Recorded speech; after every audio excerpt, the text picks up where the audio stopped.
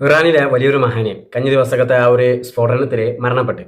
ആ മരണപ്പെട്ടതിൽ ഇറാനിലെ രണ്ട് വിഭാഗക്കാരാണുള്ളത്. ഒരു വിഭാഗം അദ്ദേഹം മരണപ്പെട്ടതിൽ കണ്ണീരിൽ സങ്കടത്തിലിരിക്കുന്ന ഒരു വിഭാഗം, മറ്റു വിഭാഗക്കാരെ അദ്ദേഹം മരിച്ചതിലുള്ള ഒരു സന്തോഷം, ആഹ്ലാദ പ്രകടനങ്ങൾ. അപ്പോൾ ഒരു വ്യക്തി മരിച്ചിട്ട് ഇത്രത്തോളം അവർ സന്തോഷിച്ച് ആഹ്ലാദിച്ച് കണ്ട് അവരോട് അർമാദിക്കണമെന്നുണ്ടെങ്കിൽ അതിൻ്റെ കാരണം എന്തായിരിക്കും? രണ്ടാൾക്കാരുണ്ട്. മുപ്പുറള അദ്ദേഹത്തെ സപ്പോർട്ട് ചെയ്യുന്ന ആൾക്കാരുണ്ട്, അദ്ദേഹത്തെ സപ്പോർട്ട് ചെയ്യാത്ത ആൾക്കാരുണ്ട്. ഇങ്ങനെ രണ്ട് തരത്തിലുള്ള ആൾക്കാരാണ് അവിടെ ഉള്ളത്.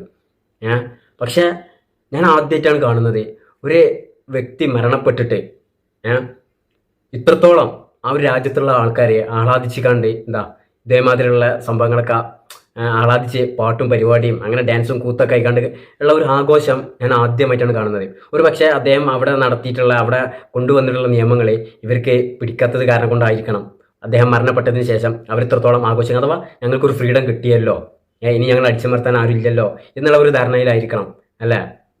എന്താണെന്നറിയില്ല. പക്ഷേ ഞാൻ എൻ്റെ ലൈഫിൽ ആദ്യമായിട്ടാണ് കാണുന്നത് ഒരു രാജ്യത്തിന് ഒരു വലിയൊരാൾ മരണപ്പെടുമ്പോൾ ഇത്രത്തോളം ആഘോഷിക്കുന്നതായിക്കാണ്ട് ഞാൻ ആദ്യമായിട്ട് അവിടെ കാണുന്നത്. ഇത് കാണുന്നത് നിങ്ങളോടാണ് ചോദിക്കുന്നത്. നിങ്ങളിത് ആരുടെ ഭാഗത്താണ്? സന്തോഷിക്കുന്ന അവരുടെ ഭാഗത്താണോ, അതല്ല സങ്കടത്തിലിരിക്കുന്ന അവരുടെ ഭാഗത്താണോ? കാരണം നമ്മുടെ ഈ ഒരു കേരളത്തിലുമുണ്ട് ആ ഒരു വ്യക്തിയുടെ ഭാഗത്തേക്ക് നിൽക്കുന്ന ആൾക്കാരുണ്ട്, ആ വ്യക്തിയുടെ ഭാഗത്തേക്ക് നിൽക്കാത്ത ആൾക്കാരുണ്ട്. പക്ഷേ ഇതിൻ്റെ ഉള്ളിലുള്ള ഒരു കഥ എന്താണെന്നുള്ള കാര്യമൊന്നും നമുക്കറിയില്ല. പക്ഷെ എപ്പോഴും പറയണത്, ഞാൻ ആദ്യമായിട്ടാണ് കാണുന്നത് ഒരു രാജ്യത്തിന് വലിയൊരാൾ മരണപ്പെടുമ്പോൾ ആ രാജ്യത്തുള്ള ആൾക്കാർ തന്നെ ഇത് എത്രത്തോളം സന്തോഷിക്കുന്നത്.